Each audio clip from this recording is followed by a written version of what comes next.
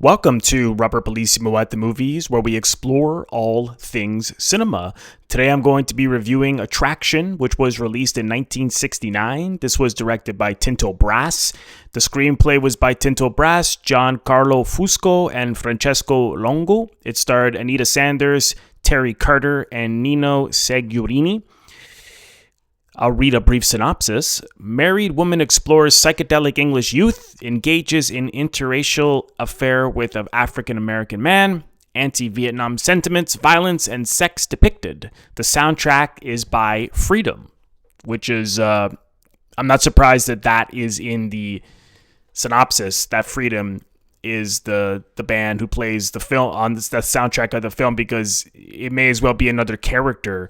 This band Freedom does this amazing score here, and oh my god, this film is really, really interesting. Tinto Brass really made a surrealist experience here. I mean, this film is an emotional experience, and as we go through the mind of Barbara, who Anita Sanders plays, and we're in her head, pretty much the whole film. So, where the reality begins and where the surrealism starts can be hard to tell. But this is a wonderful film about, again, like with Salon Kitty, it's a sex positive film, and it really explores, why is it that there are these taboos around sex? Why is it that there's all of these, society sort of is oppressive towards sex, and why is violence so normal? Like, why is it that at this time,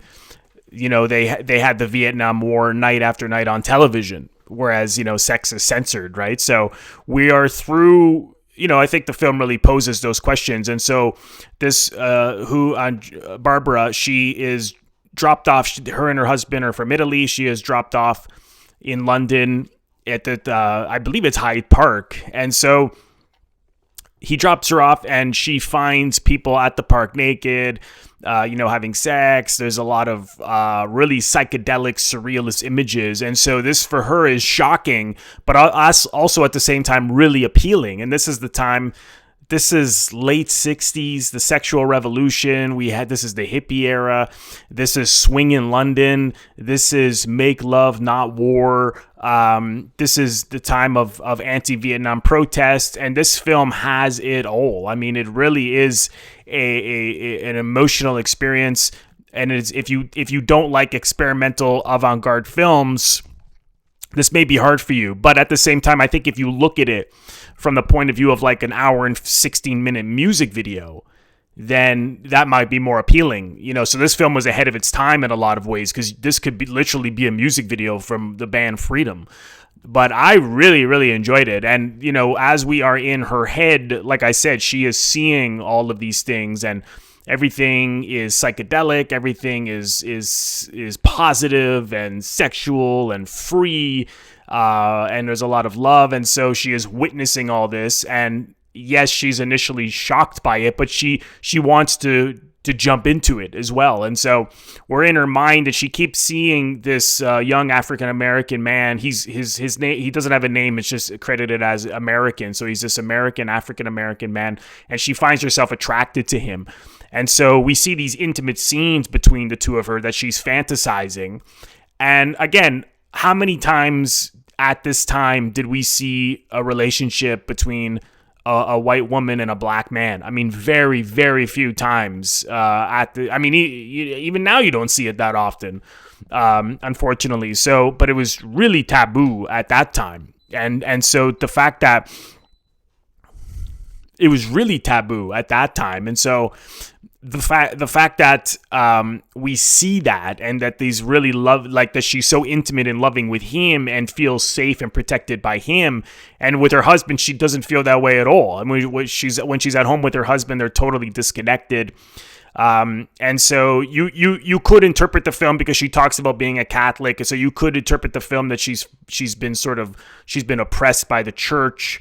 And so sex is just purely for procreation, and then it's taboo, and that's so it's ruined her sexual relationship with her husband. You could interpret it that way because there seems to be such very little between them, but yet be so much between her and this black man, because again, she's in a different country. She's entering into the sexual revolution. She's seeing all of these things for the first time, all these psychedelic images, and she wants it. She wants to jump in.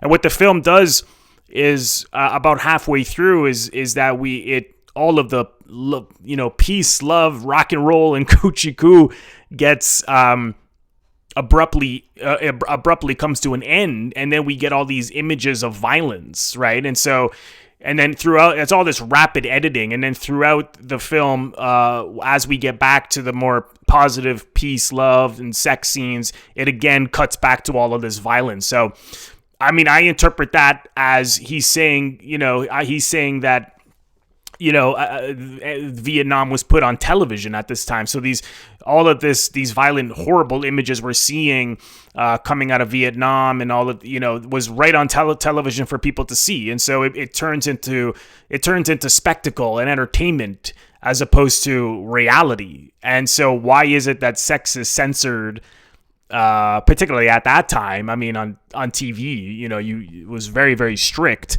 And so, why is it that sex is censored, whereas sex is positive and loving, and yet violence is put on television as being depicted as something normal, and one could even debate as something entertaining. Now, some people feel that the fact that the Vietnam War was put on television was a good thing because it really showed people the violence that was happening and how wrong the war was, and it got the public to go against the war. More so as a result of people being able to see these images on television. On the flip side, some people would think, well, yeah, but you're turning it into entertainment. You're bringing it at home. You're broadcasting it live. It turns into something to consume, right?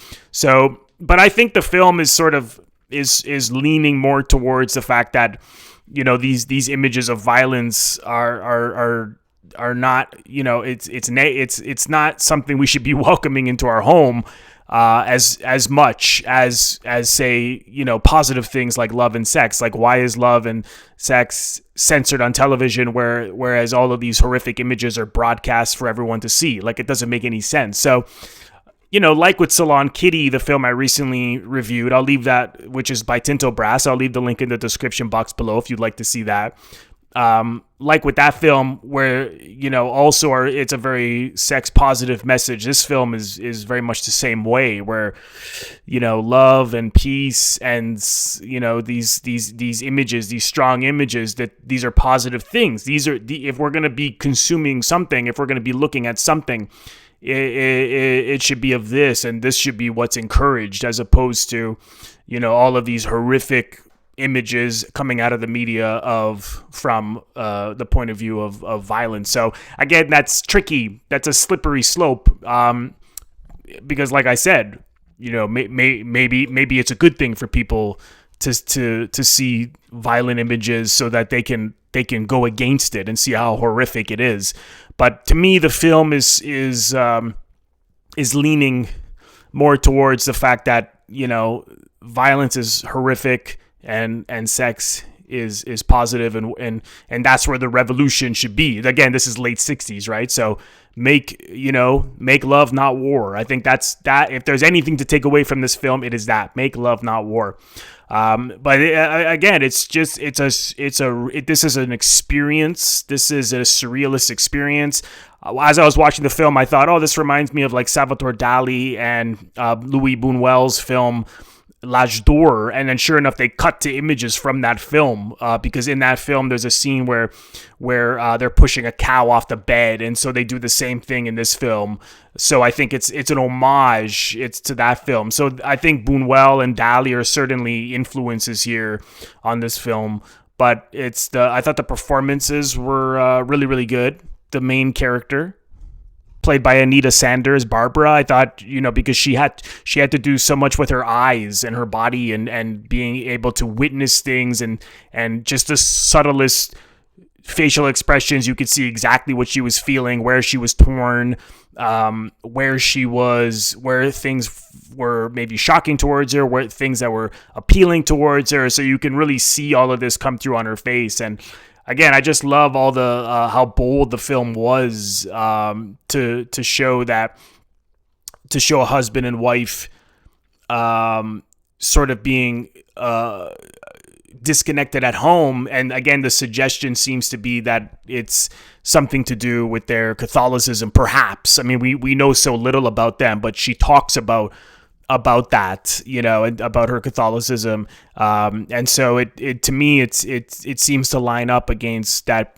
It sort of warps people's view of sex. And so that is why the husband and wife seem to be so disconnected in the film. What's puzzling to me is, though, that at the film, she leaves the black man and she goes back to her husband. And so why is that? It seems strange to me. Like, it seems to be a contradicting the film's point, is that, we should go towards what we're attracted to, what seems to be loving towards us, that intimacy is good and positive.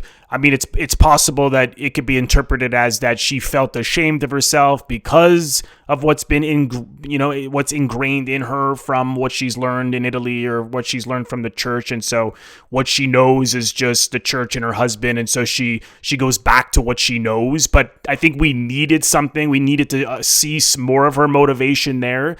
It seemed to me to be the motive to be very thin. I didn't really understand why she was abruptly doing that. I mean, I understand that they want you to interpret it, but I think we needed to see just a little something more that we can lean into to make that interpretation, because she literally is so happy with the African-American man, and then she just goes right back to her husband. It just seemed to be abrupt to me. But apart from that, the rapid editing, the strong images, the amazing soundtrack, and it's not just a soundtrack, it really is speaking, because there's very little dialogue in the film. There's voiceover, and it's the music, and it's the images. And so it seemed to me that it, like, the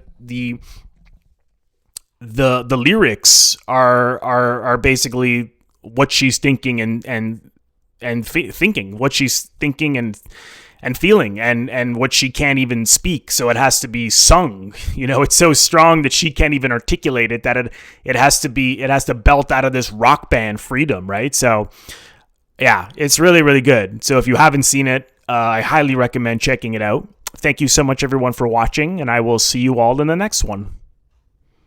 Thank you so much, everyone, for watching. If this is your first time here, please consider subscribing by pressing the Robert Bellissimo at the Movies logo. You will see it floating above my head in the top left corner to your top left. In just a second, just click on that, and then click the bell in order to get a notification every time I release one of my new episodes. It is absolutely free to subscribe. I want to thank all of my members on Patreon. If you are interested in becoming a member of my Patreon, I'd really appreciate the support. Please go to patreon.com/Robert Bellissimo at the Movies for full details. Thank you again, everyone, for watching, and I will see you all in the next episode.